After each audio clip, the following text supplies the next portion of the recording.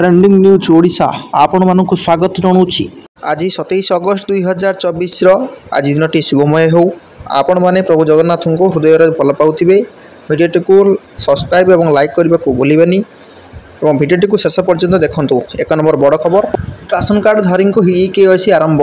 राज्य में साधारण बंटन व्यवस्था उपकृत होउथिबा हिताधिकारी ई-केवाईसी जांच प्रक्रिया आरंभ होईची। चलित मास 22 तारिख यह आरंभ होइथिबा बेले आसंता मास 25 तारिख पर्यंत चलिबा।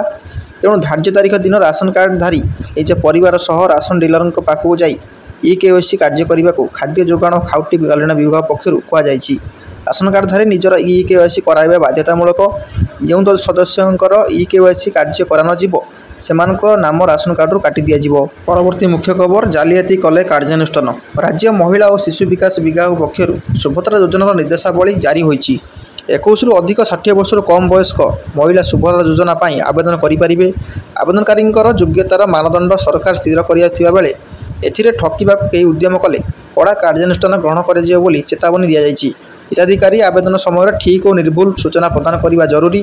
जदि कौन समय हिताधिकारी अयोग्य प्रमाणित होती ताहले अर्थ प्रदान तो बंद करा दि जाइथिबा अर्थ को फेराई अणाजिबो एवं ठकई पाई आईनगत और प्रशासनिक कार्यानुष्ठान ग्रहण कराजिबो बोली सरकार स्पष्ट करिसेंती। परवर्ती मुख्य खबर, 29 रे पुणी लघुचाप। एवं गांगय पश्चिमबंग गोटे लघुचाप सक्रिय थिया बेले 29 तारिख बेलू आउ गोटे लघुचाप हेबो।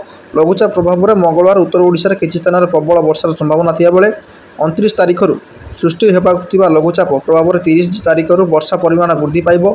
30 रे दक्षिण ओडिशार किछि स्थान अति प्रबल वर्षा होइपरे। सोमवार अपराह्न उपकूल ओडिशा रे विभिन्न स्थान में बिजुली घड़घड़ी सह वर्षा होईची। आसंता 24 घंटे मयूरभंज, केन्दुझर, झारसुगुड़ा, सुंदरगढ़, संबलपुर और देवगढ़ जिले में अनेक स्थान में प्रबल वर्षा संभावना रही। एथिपाई भुवनेश्वर पाणीपाग विज्ञान केन्द्र येलो वार्निंग जारी करा जायछि।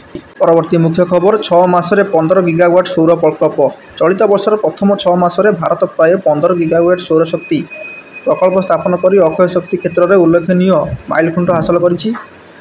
मेरकम कैपिटल रिपोर्ट अनुसार गत वर्ष यही समय 3.89 गीगावाट सौर प्रकल्प स्थापन होता। चलित वर्ष ता तुलन में 282% अधिक प्रकल्प स्थापन कर पूर्व विलंब होता प्रकल्प गुड़िक शीघ्र कार्यक्रम करने डेभलपर माने जोरदार पर प्रकल्प कार्य त्वरित होती। चलित वर्ष जून मास सुधा भारत स्थापन कर सौर प्रकल्प क्षमता 87.2 गीगावाट को वृद्धि पाई।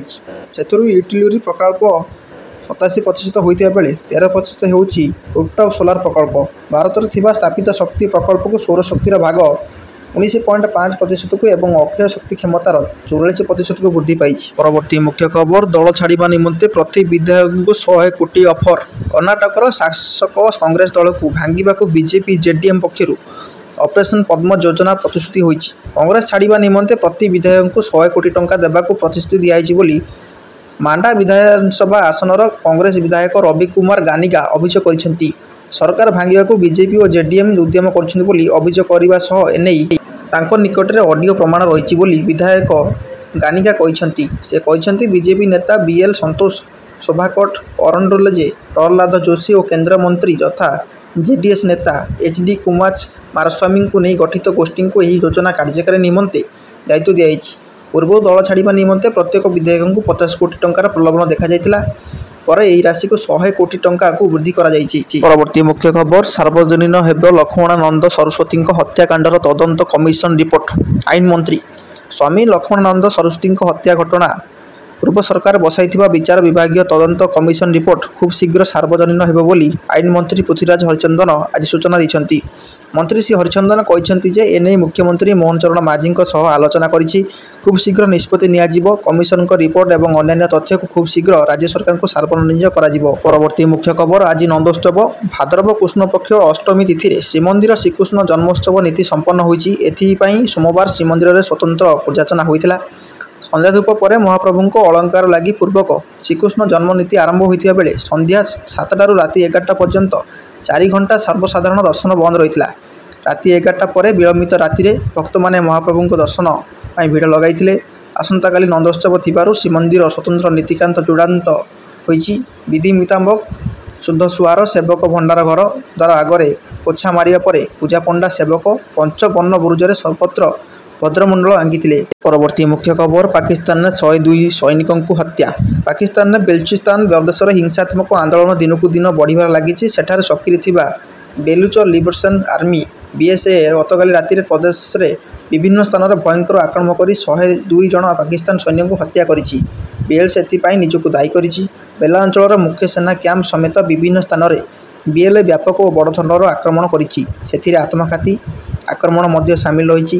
ଫିଦାୟିନ୍ ଅପରେସନ ହୀରା ଅର୍ଥାତ୍ ସବୁପଟୁ ଝଡ଼ ବେଲୁଚିସ୍ତାନ ସାରା କରାଯାଇଛି ବୋଲି BLA ପ୍ରକଳ୍ପ ଜିୟାଦ ବେଲୁଚ ଏକ ବିବୃତ୍ତିରେ କହିଛନ୍ତି। ପରବର୍ତ୍ତୀ ମୁଖ୍ୟ ଖବର 100 କ୍ଷେପଣାସ୍ତ୍ର 100 ଡ୍ରୋନ୍ ମାଡ଼ କଲା ରୁଷ। କିଛି ଦିନର ବ୍ୟବଧାନ ପରେ ରୁଷ ଓ ୟୁକ୍ରେନ୍ ମଧ୍ୟରେ ପୁଣି ଥରେ ଯୁଦ୍ଧ ତୀବ୍ର ରୂପ ନେଇଛି। ଦୁଇ ଦେଶ ପରସ୍ପର ଉପରେ ଆକ୍ରମଣ କରିଛନ୍ତି। ରୁଷ ଦ୍ୱାରା ରାତି ଅଧରୁ ସକାଳ ପର୍ଯ୍ୟନ୍ତ ୟୁକ୍ରେନ୍ ଉପରେ ଆକ୍ରମଣ କରାଯାଇଛି। ଏହି ଆକ୍ରମଣ ସମ୍ପର୍କରେ ୟୁକ୍ରେନ୍ ରାଷ୍ଟ୍ରପତି ଭୋଲୋଡିମିର୍ ଜେଲେନ୍ସ୍କି ସୋମବାର ସୂଚନା ଦେବା ସହିତ ଏହାକୁ କଡ଼ା ନିନ୍ଦା କରିଛନ୍ତି। ୟୁକ୍ରେନ୍ ଉପରେ ଆକ୍ରମଣ ପାଇଁ ରୁଷ 100ରୁ ଅଧିକ କ୍ଷେପଣାସ୍ତ୍ର ଓ ପ୍ରାୟ 100ଟି ସାହେଦ ଡ୍ରୋନ୍ ବ୍ୟବହାର କରିଛି। ଜେଲେନ୍ସ୍କି କହିଛନ୍ତି ଯେ ଏହି ଆକ୍ରମଣ ଯୋଗୁଁ ୟୁକ୍ରେନ୍ର ଶକ୍ତି କ୍ଷେତ୍ରରେ ବ୍ୟାପକ କ୍ଷୟକ୍ଷତି ହୋଇଛି। ଏହିପରି ସମସ୍ତ ବଡ଼ ଖବର ଜାଣି ଆଗରେ ରହିବା ପାଇଁ ଚ୍ୟାନେଲଟିକୁ ସବସ୍କ୍ରାଇବ୍ କରିନିଅନ୍ତୁ।